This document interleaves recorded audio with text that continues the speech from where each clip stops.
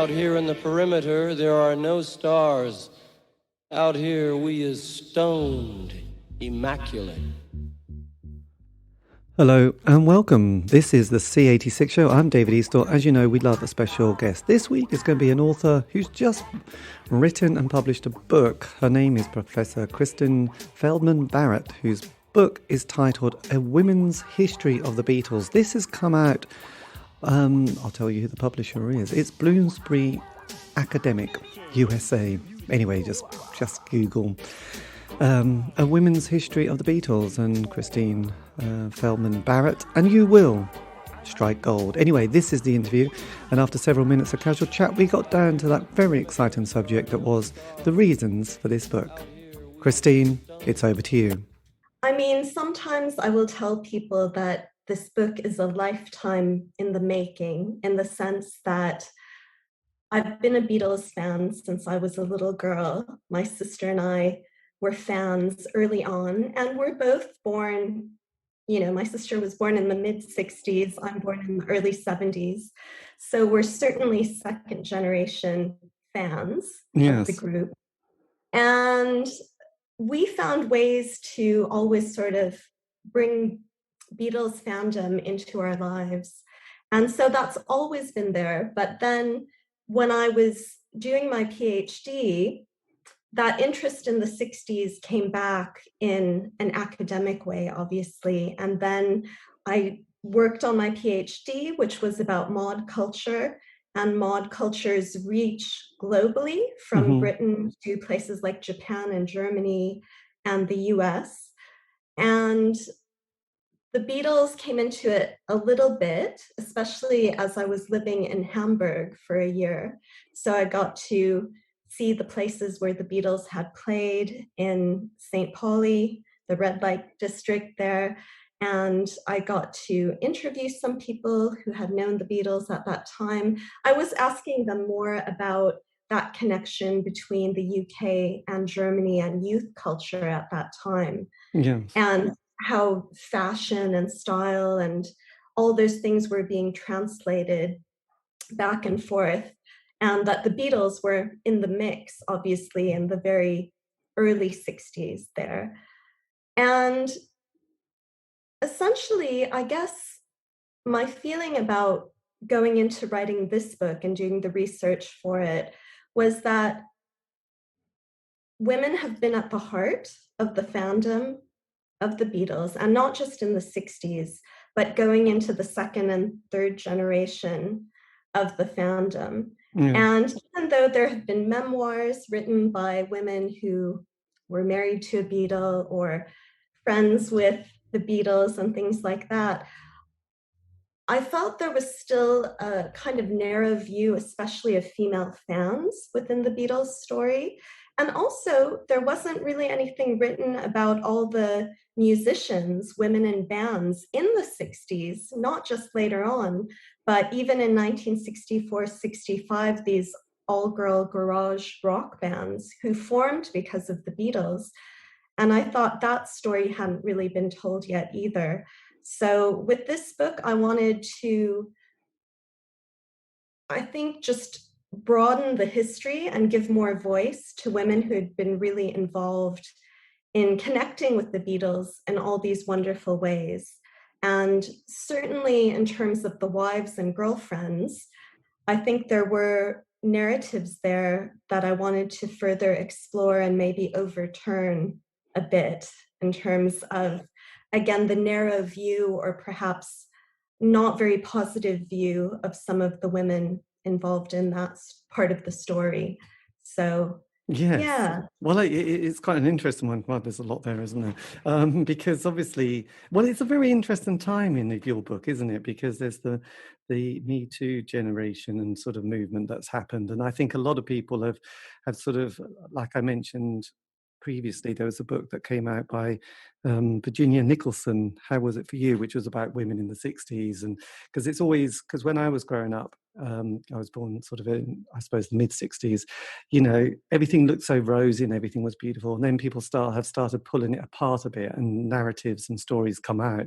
And a few people have said, well, actually, it wasn't that great for these people and those people. And, you know, and it's kind of interesting because when I was growing up, when musicians were asked why they got into music, they used to just say, you know, it was sex, drugs, and rock and roll.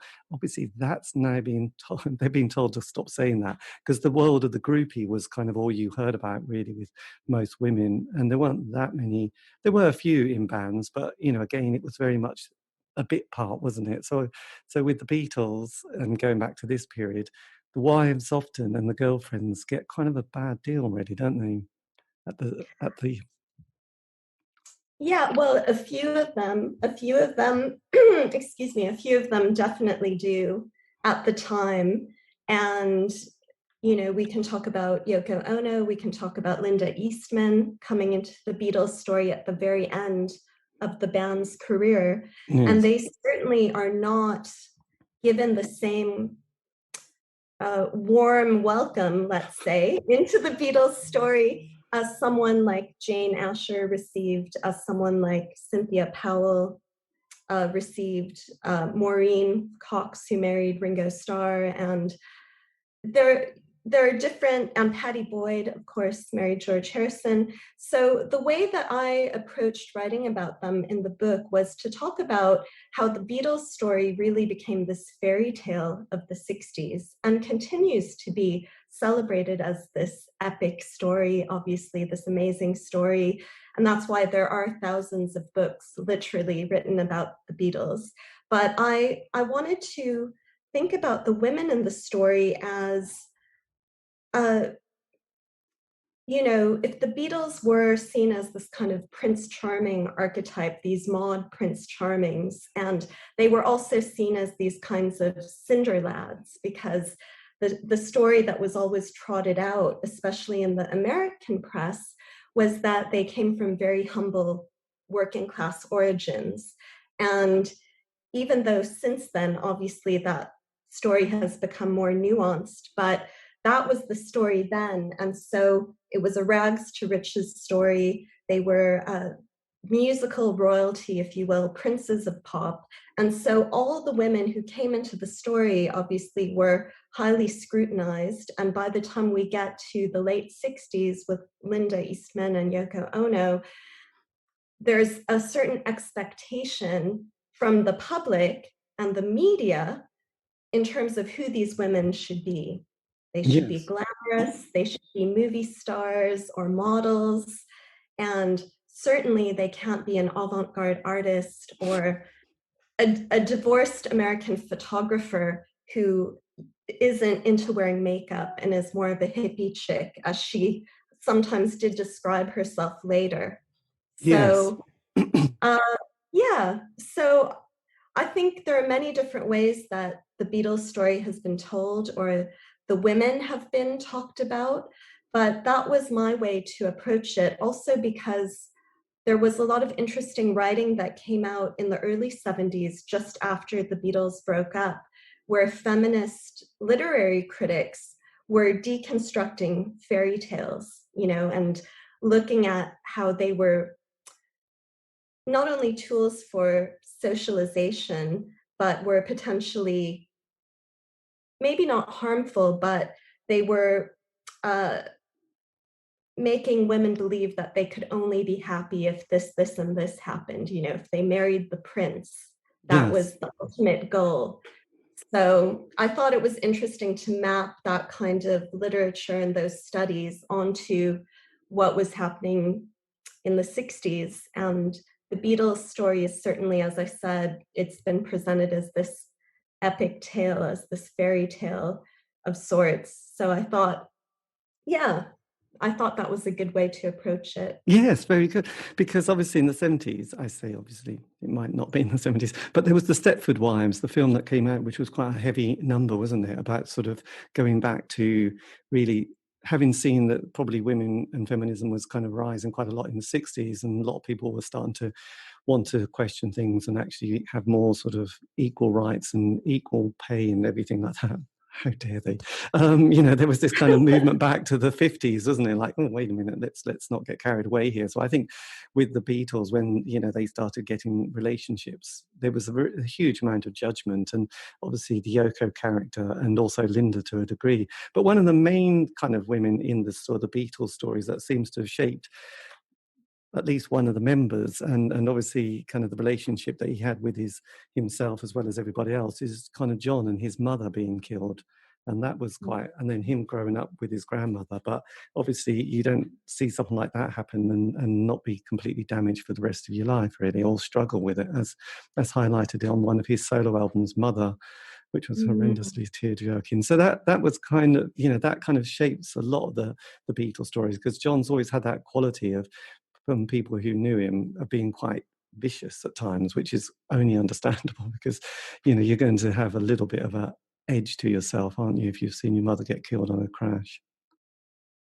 Yeah, I think one aspect of his relationship with his mother, though, that is not talked about hardly at all, but I think is a really cool aspect to his relationship with her, is that she actually taught him chords on the banjo, which he then transposed onto the guitar. So I see her a bit like his first musical mentor, really, because she was into rock and roll. By all accounts, she was very fun-loving and very youthful.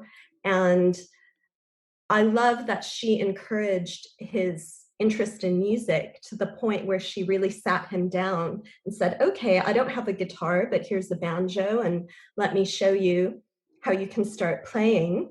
And then when he did form the Quarrymen, pre-Beatles, they would often practice at her place rather than his auntie's place where he was living full-time. Yes.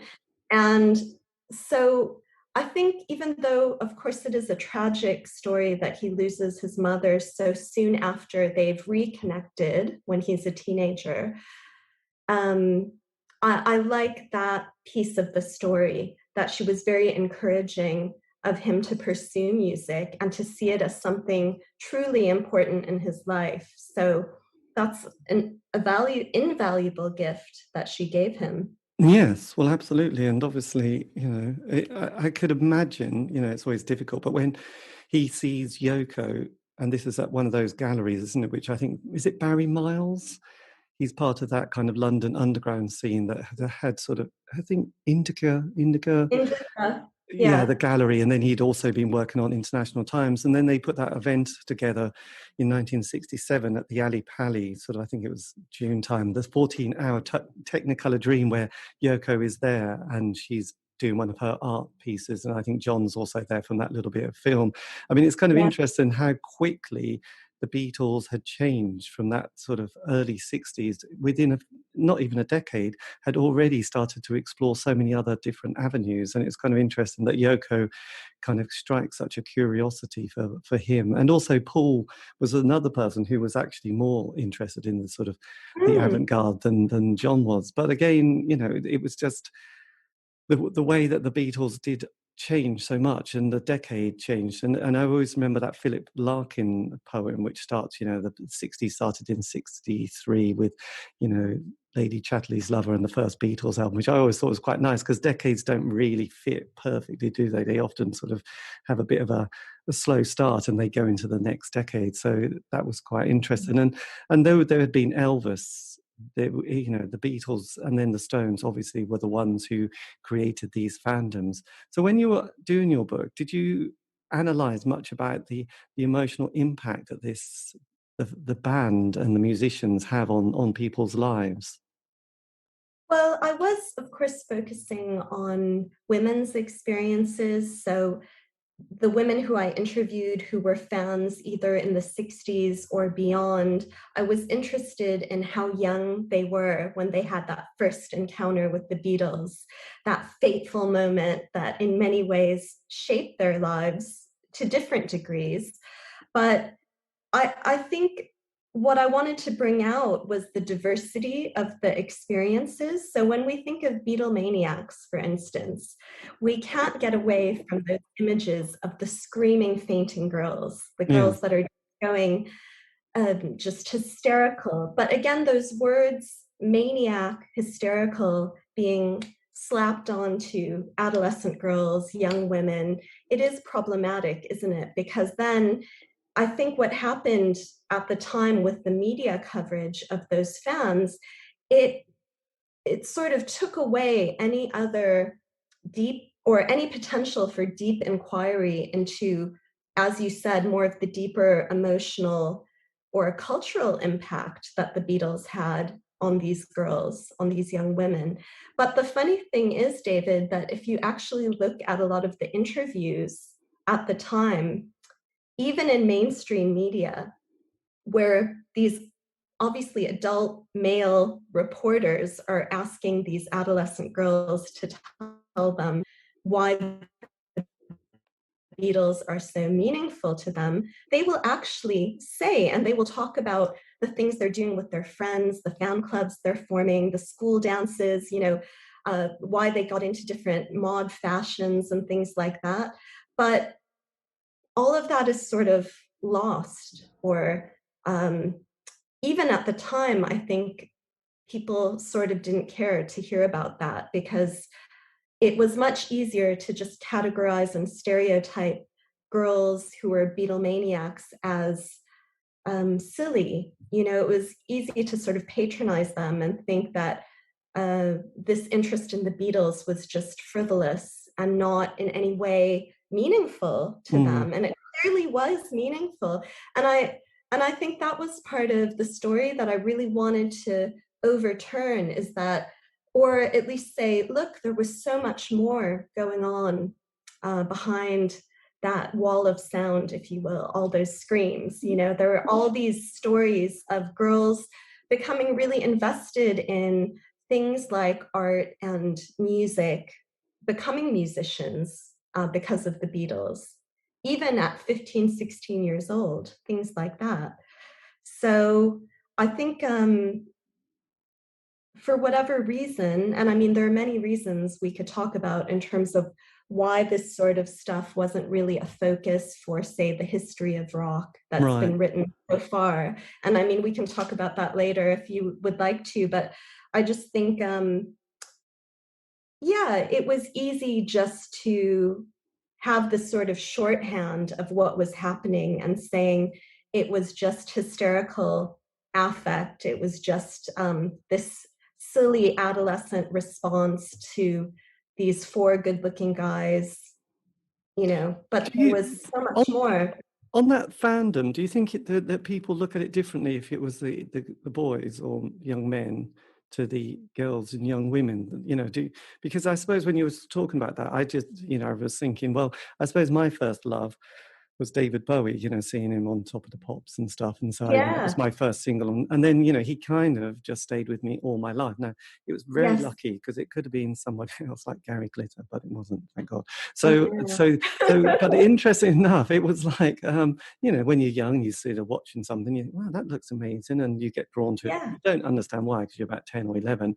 And then, you sometimes luck out and you think, wow, that's great, because then that person stays with you for the rest of your life. And interesting enough, it's in like you'd hear someone's, he would say something like, oh, I like this record, or I like this book, or I like this film, and I would go, oh, okay, I better go and check it out then. And sort of, you're vaguely in a cult by then, aren't you?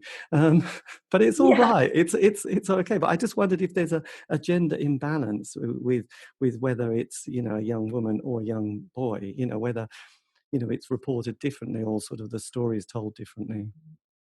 I do think those stories generally have been told differently. And with the Beatles, it's the reason why I think it was so interesting to delve into this gendered angle with the Beatles is because with their career as a band, you see, as you mentioned before, they really change in all different ways, musically, stylistically, the way they're engaging with their fans, engaging with the press.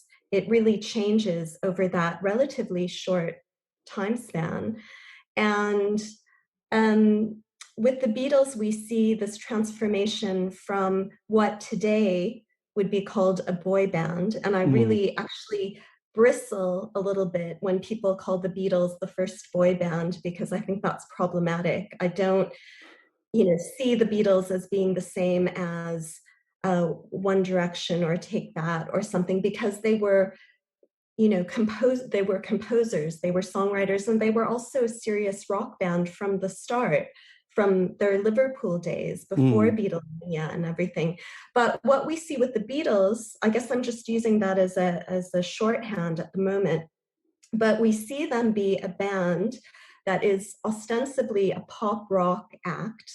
They're attracting a huge female audience. The women are really dominant in the early years, especially. And then what we see around the time of 1967 with their move into psychedelia and Sgt. Pepper being praised as this amazing visionary piece of art, right? Yes. And then we also see the rise of rock journalism, which, even though in the early days, a lot of the reporters covering the Beatles, especially in the UK, were young women, like Maureen Cleave, Dawn James, people like that, we see this whole new coterie of male rock journalists who are being very, very earnest about their engagement with the Beatles. And a way for them, I think, to emphasize their seriousness is to kind of put down the Beatlemania period and to sort of shove women's involvement to the side. And I think that's why the Beatles story, in terms of boy fans, girl fans, or young men, young women interested in the Beatles, it's kind of divided up in these two halves, these two stories, from the early years of the Beatles to the latter years. But the truth is that the women were always there through psychedelia, through to the very end of the band's career. Women fans were always there, but like I said, their appearance in biographies, previous biographies or histories about the Beatles, that seems to get played down or not talked about at all, when we get into like 67, 68. It's interesting because there was the Rolling Stone magazine that came out with Jan Vemmer. Yes, and then there was the kind of more teen magazines, which are much more about photographs and just very simple questions about, what's your star sign, what's your favorite color, what's your favorite food, isn't there? And I remember there was a sort of that not famous, but Danny Fields, he's kind of working for one of those teen magazines, and yes, he was the one who pulled that quote, that the Beatles were going to be bigger than Jesus, and that kind of creates this huge amount of problems. But it's an interesting gender divide about how, what you were saying there about how quickly it's like the boys get, like we've got the serious magazines, and you can have the sort of fluffy stuff with the nice, you can cut your magazines up and put them on the wall, but these are going to be arty pieces written by the almost gonzo journalists, but I don't know if that even been invented by then. So it's an interesting one, how quickly the gender thing kind of gets set so quick, yes, in such a short period of time, and sort of ownership, really, isn't there? And also but then at the same time, you had those people that were coming through, like Cilla Black was beginning to, she was part of that Liverpool scene, and she was becoming a singer and an artist herself. And one of her great songs that I thought was amazing from the TV series called Cilla was Step Inside Love. Now, I didn't realize it was written by John and Paul at that time, but it's just one of those great songs. So there was obviously a lot of people who, there was so much change in the 60s, but there was a lot of people who were also, like benefiting, but it was still a bit of a boys' club, wasn't it, really? Well, I think one of the things for me that's always resonated about the Beatles, and the Beatles not only as a collective, but as four individuals, is that the way they came across, and I think the reason why women always felt quite connected to what they were doing, even in the early years, is there was this aspect to them, either lyrically in their songs or just in their demeanor, being quite charming and charismatic, but also very, very friendly by and large to most everyone, and especially the girl fans that flocked around them, starting in those early days at the Cavern in Liverpool. But they, I think, were very in terms of Cilla Black, there was this way that they really connected. There was a friendliness that came across that you see in the way that they were willing to work with different performers, and that Paul McCartney often thought about women singers performing his songs. Marianne Faithfull recorded Yesterday not long after the Beatles did. Yes. And McCartney has said that he imagined, when he heard the lyrics in his head, he could imagine Marianne Faithfull singing that song. And later it was the same with Let It Be. He imagined Aretha Franklin singing that, and she recorded it as well. So I think the Beatles are very sort of pro-girl, pro-woman, actually, in a way that, say, the Rolling Stones weren't and aren't, I would say. And I mean, you can see it really clearly, especially in the lyrics to their songs in the 1960s. And this is nothing about them in terms of the Rolling Stones. I haven't researched their stories, so it's nothing to do with, Mick and Keith and whatever they're doing. But in terms of my research of Paul McCartney, George Harrison, John Lennon, Ringo Starr, even Pete Best in the early days, just their interaction with their female fans was always very friendly and cordial. And I think that spilled over into what became their international image, obviously. And it also spilled over into how they interacted with other performers, female performers.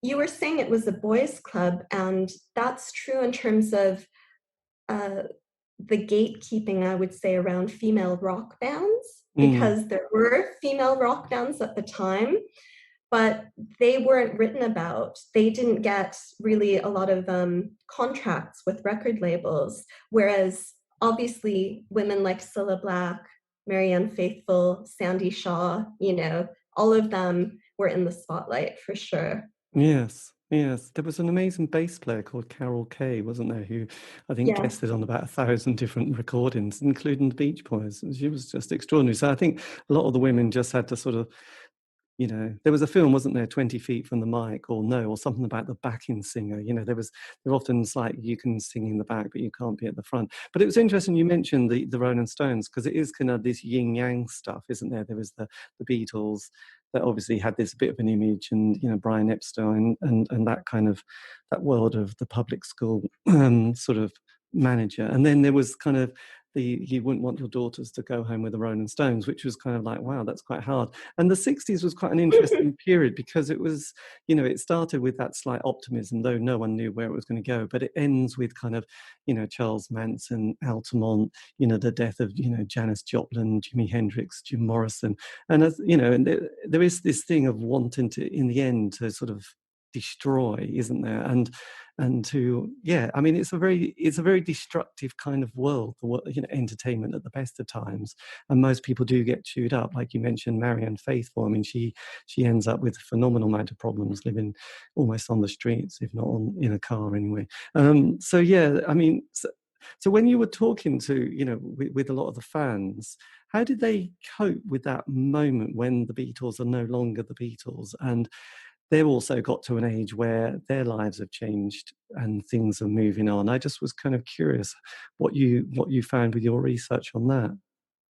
Well, it's interesting, we didn't talk about that very much, to be honest, in the interviews. The research really bears out, though, that certainly when the Beatles break up in 1970, that it's such a horrible event for all fans, male and female. And the Beatles still retain a major space in people's lives. So the female fans who I talked to from the first generation, who were Beatlemaniacs or who became fans in the 60s, as they grow up, as they get married, have kids, and so on, they maybe pull away from the Beatles a little bit, but then always come back to the Beatles. So even after the Beatles have broken up, there's still such a presence in these women's lives. So that's why I ended up interviewing the women I did, because the Beatles are still with them, if you know what I'm saying. There's still that presence of the music, of that feeling of connection with the personalities of the band and the whole story, the whole history of the Beatles. It's something that these women cherish. It's not something that was a phase that they left behind, for instance, when the Beatles broke up. And that was also an important aspect of the story for me to write this history, is to talk about how the Beatles, unlike maybe a lot of other bands, we know that their story endures and they continue to be popular, that whenever the last few times Paul McCartney has gone on tour, he's still selling out arenas, and you see 3 generations of people in his audience. So it's not as if the Beatles have really gone away. So the women I interviewed, yeah, the Beatles are still a source of joy, a source of comfort, a little bit of nostalgia for different, aspects of their lives. And it's interesting too to think about then the fans that came after, who became fans in the 1970s or later. And I'm certainly one of those people, and I interviewed a lot of women slightly older than me, say born in the early 60s perhaps. And then the youngest person I interviewed, she was born in 1996. So it's a pretty, ongoing fandom, if you like. It's still, the Beatles still resonate with, for instance, girls who are 19, 20 years old now. There's some podcasters out there at the moment doing Beatles podcasts who are in their 20s, early 20s. So yes, well, it is a curious story. But I did an interview with the journalist called Nick Kent recently, who's just brought a book out, and he's written from the sort of 70s. But he said his career started in 73. And it's that thing about, if you're in that world, you have to kind of be on the zeitgeist, so punk was about to appear. But he said that everybody on the paper and on this magazine that he was going to be writing for, they'd been around for a few years from the late 60s, and they were still waiting for the Beatles to reform, which I thought was quite a boggling idea.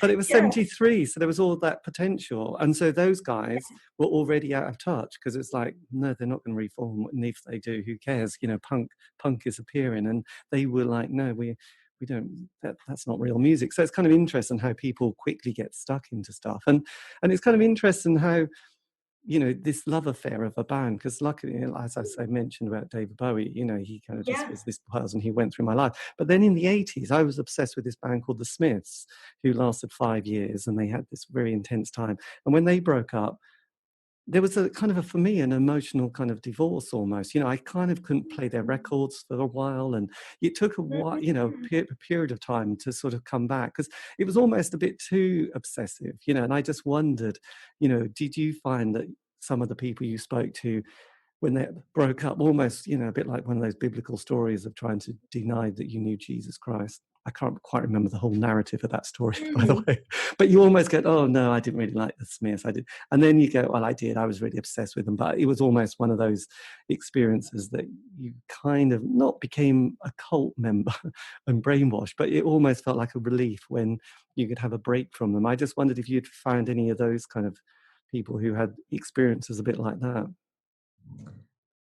Not really. I mean, I think about some of the first generation women who I interviewed who talked about how their love of the Beatles' artistry and their creativity and all those things they had loved about the Beatles spilled over into the work that they were doing. So, for example, one woman, she became a fashion designer and was doing costuming for theater for a while.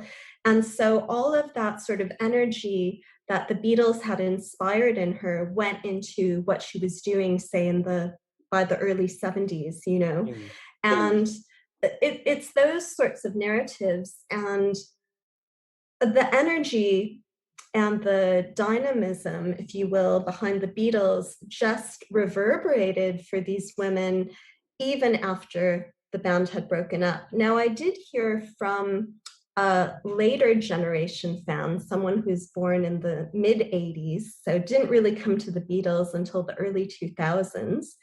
And she said that she had to actually take a break from her Beatles, obsession, or listening to the Beatles all the time. She had to take a bit of a break. Yes. So that was a narrative like that, but it didn't have to do with the breakup per se. Right, that's quite different, really. But then, as you earlier said about them still being with us, because there's always repackaged and new albums and new films somehow being made. And also Cirque du Soleil in Las Vegas has got this, certainly did anyway, the production of Love. So there is always, like generations of people, and the story is being told and it gets slightly changed. And then there's this amazing soundtrack, and some of the songs get slightly remixed. But you because I've seen the show, you can just see it just keeps it kind of going on and on forever, and it's become. When people write about the history of, popular music, I mean, you think it's going to be really big, but, it will just be like, well, there was Elvis, possibly with Little Richard, who should be mentioned. And then there's the Beatles. And really the rest is just kind of being reinvented, isn't it? Onwards. If anybody's, a guitar rock band or pop band, it's basically the Beatles or some variation. But we're not going to have to write a huge chapter about this sort of popular music, are we? It's just literally the Beatles, and it's like it's just going to sit there. I mean, because you don't need to worry about the Sex Pistols, because it's like, well, that for me they just sound like the Monkees, with a bit of volume, really. That is they are a manufactured band, aren't they? Well, so were the Sex Pistols as well, actually. So anyway, I'm off the track, but yeah. So the being reinvented all the time, and people falling in love, and also we love nostalgia, don't we? There's a safety because we've got the story and it's being nicely told. And if there's any bits that aren't quite nice, we sort of push them to one side if we can. So yeah, I mean, it is interesting how it's being told, but it's interesting that you've picked up on this kind of part of the story, which is also very interesting. Oh, thank you. And I was just thinking as you were talking about the Smiths, because I really loved the Smiths when I was a teenager. And what happened for me is that the Beatles always were there, but then I sort of sought out these bands that had this Beatlesque quality or had some sort of 60s quality to them.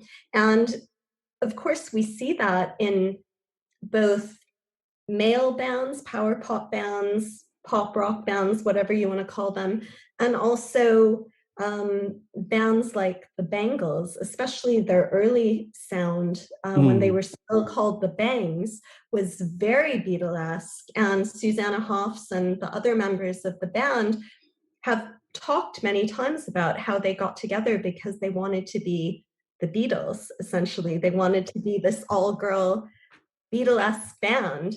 And so there's always been that thread of the Beatles through, and I think we can recognize them in these different performers, but especially rock bands that have appeared. And, I don't need to talk about Britpop to you because there's obviously so much of the Beatles and the Kinks and the Small Faces in the bands that emerged at that time. But yeah, I think even in punk, I wanted to say it was so interesting for me to look at how a lot of, especially female punks, would talk about the Beatles having been important to them when they were children.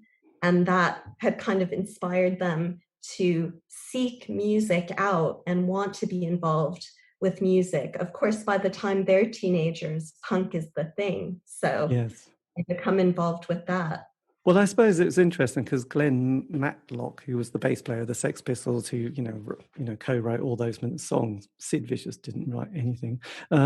His big influence was the Beatles. So he's always mentioned that, and Johnny Leyden Rotten obviously has to get uptight and upset about it, as Johnny would. So yes, but it's like, well, they're still well-crafted songs, aren't they? Let's face it, Yeah. there's nothing unusual about that. You don't really need to write a chapter in the history of music about the Sex Pistols, because it's like, well, they've just copied the Beatles, who vaguely copied other people, but there is nothing that. Yes, they are kind of ground zero almost, aren't they? Without sort of, with acknowledging the jazz and blues world as well, and Motown. Of course. That obviously, the Beatles were very keen on, because of that whole world of Liverpool and sort of, getting a lot of these imported records. So it is interesting. But it was just lastly, it was interesting you mentioned about the gatekeepers, because they are quite important. And in the 60s, you had the DJs, on pirate radio, and then you had the music papers, the serious ones, and television was, it was so quickly put into, again, it's almost like the Stepford Wives. It's like, you can have the co-host and you might be able to sit in the background, with the typewriter, but, you can't, I'm not sure if you can walk and talk, can you? Let's face it. But so it is interesting how society kind of always kicks back a bit, really. So it's interesting in the last 5 years, the Me Too generation and movement has started to be sort of given a lot more momentum. And I suppose stories have come out a lot more. There was that other band, the Go-Go's. There was a film about them. Yes. One of the members mentioned that she'd been raped by Kim Fowley and all that, which is like, oh my God, it's so grubby, it's terrible. And it's a bit like, there's all these stories that start to appear and you think, okay, that's not good, is it really? So I suppose it's like your book, you bring the narrative up to date and just, yes, shining the light in some of the slightly murky corners of society. Well, fortunately, the women who I spoke to who were in the all-girl rock bands in the mid-60s, and there was one that actually inspired me in a way to write this book as well. I don't know if you remember hearing about the Liverbirds, but they were from Liverpool, actually, and they formed because they were going to see the Beatles at the Cavern all the time and thought, right, that looks like great fun. We want to do that too. And we're going to do it with our girlfriends. We're going to start a band. And they ended up having an amazing career, actually, but based in Hamburg. So they did what the Beatles had done. They left Liverpool and had these residencies at different clubs in Hamburg and ended up having German management. And they ended up touring all over Europe, and they even went to Japan in 1968, right before they broke up. But they were never well known internationally, right? Beyond that sort of space in Western Europe. And they were better known in continental Europe than they were ever in the UK. And then there are stories like the Pleasure Seekers. So that was Susie Quattro's band, and I actually interviewed her sister, Patty Quattro Erickson, and she told me how their origin story was Patty went to go see the Beatles in Detroit when they came to play, and she had seen them on the Ed Sullivan Show already, but she was just amazed at what they were doing and the reaction, and again, kind of mesmerized at the whole experience, and thought, yep, I'm going to form a band with my friends as well, and it's going to be all girls, and let's see what we can do. And her story, the story of the Liverbirds, also the story of the nursery rhymes in Sweden, they only had positive things to say about the actual experience of being in these bands and playing.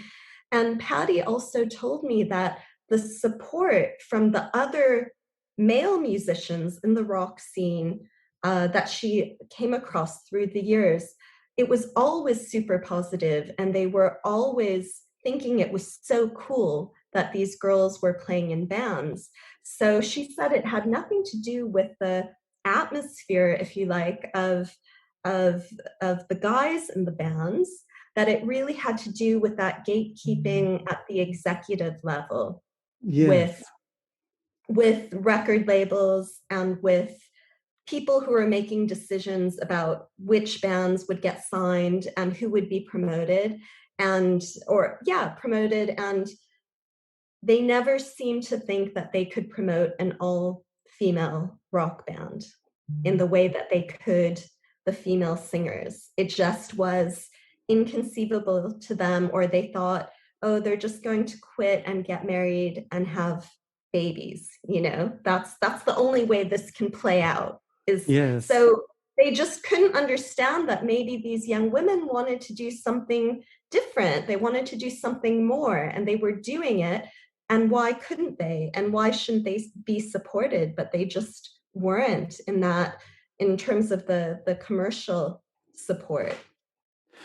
It is interesting. I mean, just kind of almost on the last point, because obviously in the 70s, we then get the sort of the rise of the singer-songwriter like Joni Mitchell and Carole King and those people. And before that, we had sort of Grace Slick in the Jefferson Airplane. So it was very much either solo or a female-fronted band. But then, it was, but the rise, I suppose, the 60s, all women's bands. And then in the 70s, I mean, it was a bit unfortunate because I did an interview with the drummer, but there was the American band called Fanny. And and it was like, that was not a great name. That just was not going to work very well for the rest of the country, even though it means something quite different in America than it does in the UK. So it was like, why did you not run that by a few other people? But yes, but they had quite a successful period. But like at the end of the day, with that particular band, I just remember her story just saying it was like any band, you often have the 5 years of the honeymoon period, the first album, the tour, and then internal problems within each other. So it is interesting, but it's a bit of a classic. But it's great that those bands that you mentioned in the 60s generally had a very successful time, and as you said, it was mostly the industry around it that was more difficult than the community themselves. But yes, that's cool. Anyway, look, I better let you get on. But this has been great. Well, thank you ever so much for this. And if you want, I can send you a link and then you can always use it elsewhere. And yes, that'd be brilliant. Well, it's been lovely meeting you, David. Great talking with you. And thanks for inviting me on. Yeah, well, no, this has been brilliant. Well, thank you again. And I'll hit the save button. But look, thanks and have a great evening. Yes, you too. Have a good day. You too. Bye-bye. Bye. Bye. There you go. That's how you say goodbye in a very cool and groovy way. Or not. Anyway, look, this has been David Eastaugh. A big thank you to Professor Christine Feldman-Barrett, whose book, A Women's History of the Beatles, is now available from all good bookshops. You probably need to order it. And also online. What not to like. Anyway, a big thank you for that. If you want to contact me for some exciting but random reason, but make it nice in this time, in this day and age, you can on Facebook, Twitter, Instagram, just do C86 Show. Also, all these interviews have been archived and podcast, so you can find those on Spotify, iTunes, Podbean. Check it out. Anyway, have a great week. Stay safe.